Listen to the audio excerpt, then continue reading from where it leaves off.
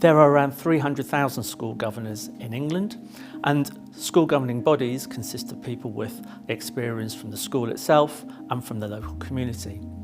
A good and diverse governing body is able to demonstrate a whole range of different skills and attributes. And interestingly, school governors don't need to have any previous experience of strategic leadership before becoming a governor. While governors have expertise within their own communities and their own areas of specialism, what's interesting and what my research shows is that often they struggle to be able to use those capabilities as a school governor. And this is really important as governors have strategic overview for the financial and a whole range of other attributes of the way a school operates.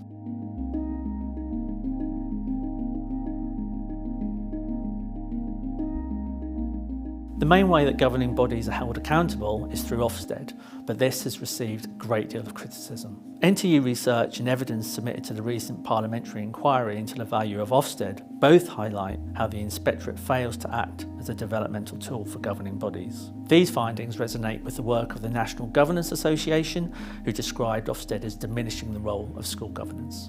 Unfortunately, this has only been compounded by the Department for Education's recent decision to stop the governor support scheme, and this has left an even bigger gap in governors' capabilities to access developmental opportunities. To meet this gap in the provision, here at NTU, we've designed a new governor development app, and the app is designed to be able to help governors to better use and utilise their capabilities within the governance space.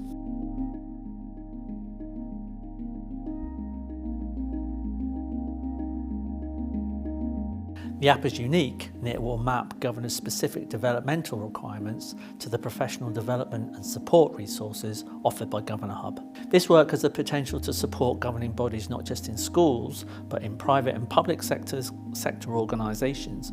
The objective is to support those governing bodies to be strong and resilient and confident in the governance work that they do.